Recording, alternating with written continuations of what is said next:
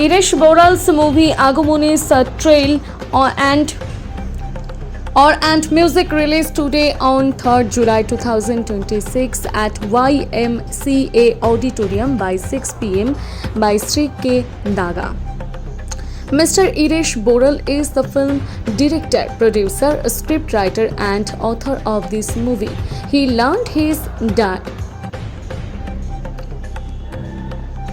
his direction from Prakash Mehra, script from Binoy Chatterjee. He was with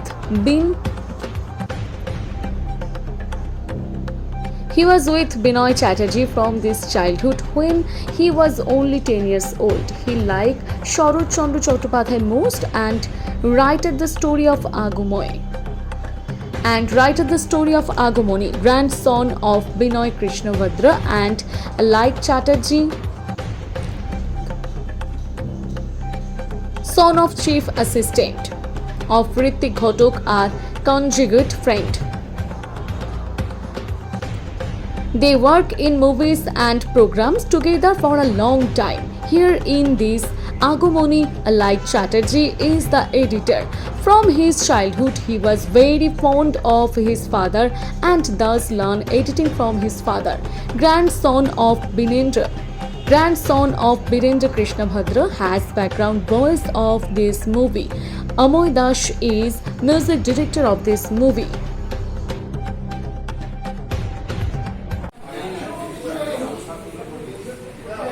আমার নাম ইরেশচন্দ্র বড়াল। আমি আগমনী ছবিটি পরিচালনা করেছি ও প্রযোজক। আমার আগমনী ছবি করার আগে আমি বম্বেতেই ছবি করতাম ছোটবেলা থেকেই। প্রকাশ মেহরা ও কিশোর কুমারের সাথে আমার দীর্ঘদিনের ছবি করা, ওনাদের সাথে ওনারাই আমার হাতে করি শিখিয়েছেন ছবি করা। এবং আমি প্রথম গিয়ে বিনয় চ্যাটার্জি, যিনি নিউ থিয়েটার্সের স্ক্রিপ্ট রাইটার ছিলেন, সেই বিনয় চ্যাটার্জি আমাকে খুব ভালোবাসতেন এবং আমাকে ওনার থেকে আমার স্ক্রিপ্ট রাইটিংয়ের হাতে করি। তো স্ক্রিপ্ট বিনয়দা করতে করতে আমার যখনই কোনো ছবি করেন বিনয় চ্যাটার্জি ছিলেন নিউ থিয়েটার্সের ছবি তো করতেনই, তারপরে এই সপ্তপদী, অগ্নি পরীক্ষা সব বিনয়দার স্ক্রিপ্ট রাইটিং। তো সেই ছবি করা ওনার সাথে বম্বেতেও উনি করেছেন অনুরাগ বলে ছবিটা, যেটা খুব বিখ্যাত হয়েছিল। মৌসুমী, বিনোদ মেহরা, অশোক কুমার, তো সেই ছবিও। তো তারপরে ওনার থেকে ছবি করতে করতে আমার প্রকাশ মেহরা, কিশোর কুমার একদিন ওনারা গত হলেন। তারপরে আমার কাজ কিভাবে কি করব ভাবছিলাম। তখন কৃষ্ণা নারায়ণ ডাগা পিকচার্স লিমিটেডের মালিক, ওনার বাবা লেট ভৈরবক্স ডাগা। তো কৃষ্ণা ডাগার সাথে শক্তিদার খুব যাওয়া আসা ছিল। তো তখন কৃষ্ণাবাবুর সাথে আমার খুব আলাপ ছিল। তো কৃষ্ণাবাবু বললে, চলো আমার সাথে তুমি কলকাতায় ছবি করবে। কলকাতাতে কৃষ্ণাবাবু আমাকে এখানে ওনার সাথে রেখে আমাকে এখানে ছবি, বাংলা ছবি করি। তারই ভেতর পাপি বলে একটি ছবি, সেটাও করি। আরিয়ান বাংলা, প্রসেনজিৎ, তারপরে আমাদের সায়ন্তিকা ছিল। তো সেই সব ছবি করতে করতে তখন আমি কলকাতায় এসেছি। আমার খুব ভালো লাগতো এই শরৎবাবুকে। শরৎবাবু আমার একজন প্রিয় লেখক। তো শরৎবাবু দেবানন্দপুরে গ্রামে আমি গেছি, গিয়ে শরৎবাবুর বাড়িতে যখন আমি দেখছি শরৎবাবুর বাড়ি, তখন আমি দেখছি যে পথের দাবিটা শোকেসে রাখা রয়েছে। পথের দাবি ব্রিটিশ ব্যান করে দিয়েছিলেন। তো আমি তখন ভাবলাম যে এই রকম লিখতে হবে, এই রকম না লিখলে কিন্তু সেটা তো শরৎবাবুর লেখা। তো আমি সেইখান থেকে অনুপ্রেরণা পেলাম যে একটা ভালো ছবি যদি গল্প লেখা যায়। আবার ভয় লাগে কলকাতায় সব বড় বড় রাইটার, তাদের নিয়ে গল্প করতে ভয় লাগে। হঠাৎ আমি কোন জায়গাটা আমার কমার্স মানে একটুখানি মনে মিলবে না লেখকের সাথে, তখন যদি চেঞ্জ করি প্রেস তখন বলবে এই চেঞ্জ করে দিল, ইয়ে করে দিল। তো সেই জন্য ভাবলাম যে নিজের লেখাই করব। তারপরে আমি নিজের লেখা করতে করতে ভাবলাম যে কী লিখবো এইরকম গল্প করতে পাবো। তারপরে হঠাৎ দেখলাম যে কাগজে বেরোলো যে আমাদের তখন প্রাইম মিনিস্টার ছিলেন স্বর্গীয় অটল বিহারী বাজপেয়ী, উনি পাকিস্তানে গেছেন। পাকিস্তানে ওখানে মস্কেতে ঢুকেছিলেন, ঢুকে যখন বেরিয়েছেন তারপরে মুসলিমরা বলল এই মস্ক আমাদের ব্লাসফেমি হয়ে গেছে, আমাদের গোলাপ জল দিয়ে তারপরে ওই মসজিদকে ধুলো ওরা, না হিন্দু ঢুকেছে বলে ওদের।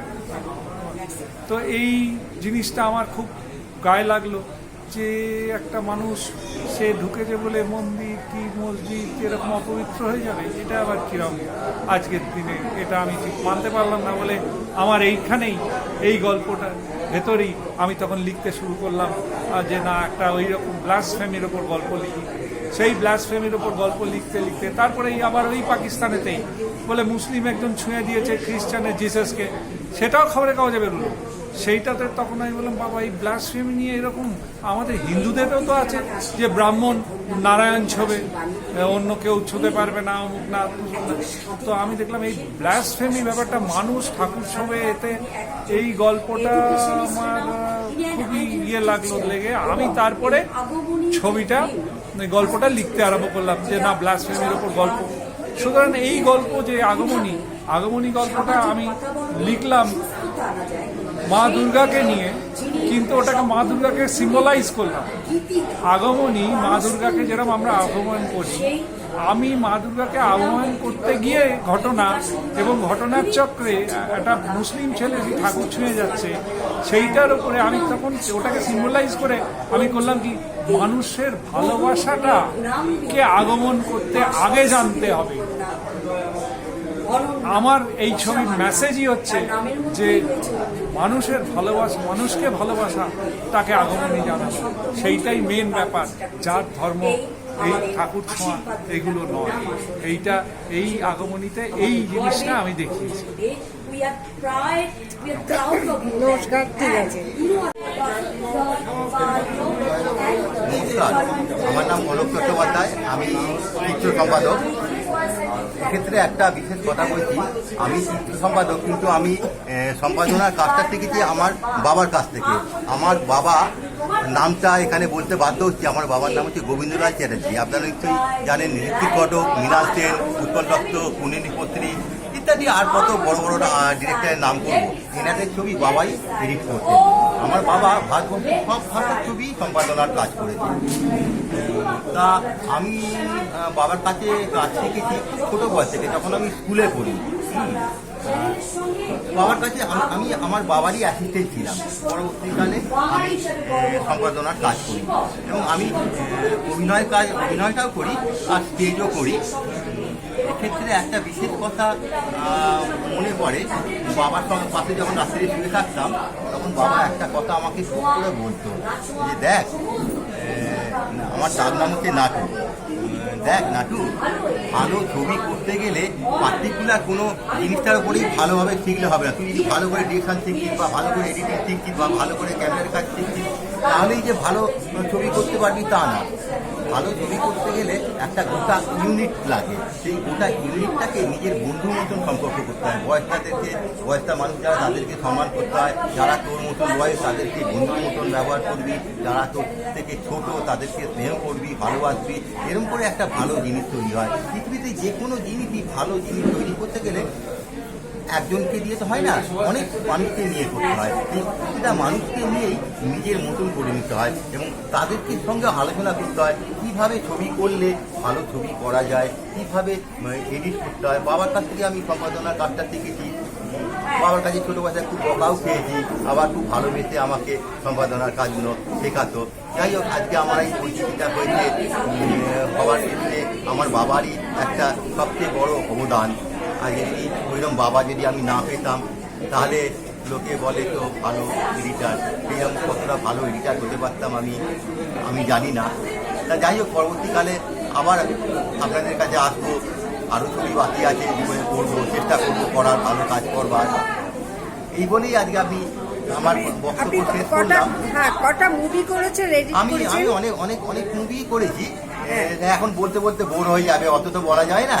যাই হোক, এই প্রসঙ্গ ছেড়ে দিলাম। আর আমার পাশে যে বসে আছে, যে খুব আমার মানে বন্ধু কাম ভাই, এর একটা খুব বড় পরিচয়। এই পরিচয়টা আমি দিচ্ছি, তারপর এটা বলা বলবে। এর নাম হচ্ছে সুমিত সোম। সমিত সোম এ একজন আর্টিস্ট, ফিল্মটা খুব ভালোবাসে। আপনারা জানেন আমি এমনই একজন মানুষের নাম করছি যাকে কি ভারতবর্ষের প্রতিটা মানুষ প্রচণ্ড ভালোবাসে, প্রচণ্ড শ্রদ্ধা করে। শ্রী বীরেন্দ্র কৃষ্ণ ভদ্র, ইনি তারই নাতি। হ্যাঁ, আর এনার সম্বন্ধে এবার বাকি কথা ইনিই বলবেন। আমার সম্বন্ধে আর কি বলবো, অলোকদা তো সব বলেই দিল।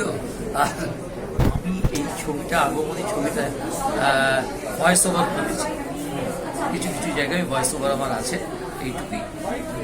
আর ইরেজদা, অলোকদা আমার খুবই পরিচিত, এদের সান্নিধ্যে আমি এসেছি। আমাদের আমার সিনিয়র বন্ধু সুলভ, এরা এইটুকু, আর কি বলবো। আপনার ভয়েসটা কি বীরেন্দ্র কৃষ্ণ ভদ্র ইয়ে পেয়েছেন? একেবারেই। দাদুর ভয়েসটা একেবারেই। পেয়েছেন? পাননি? একেবারেই কি চিটেফোঁটা নেই? না, হয় নাকি চিটেফোঁটা সেটা? না, ওইসব নেই। আচ্ছা, ভয়েস তাহলে আপনার খুবই সুন্দর আছে, নয়তো তো না, নিতেন। না, আমি আমার ভয়েস। আচ্ছা, আপনি আপনার ভয়েস, দাদুর ভয়েসের চিটেফোঁটাও নেই তাতে, বীরেন্দ্র না, না, কৃষ্ণের না, মধ্যে না, একেবারেই। চিটেফোঁটার ভয়েস নেই। ঠিক একেবারেই। আছে, কেন, ঠিক আমি তো আছে। ওই নিয়ে চর্চা করিনি কোনোদিন। আচ্ছা, ঠিক আছে, নমস্কার। আচ্ছা, নমস্কার।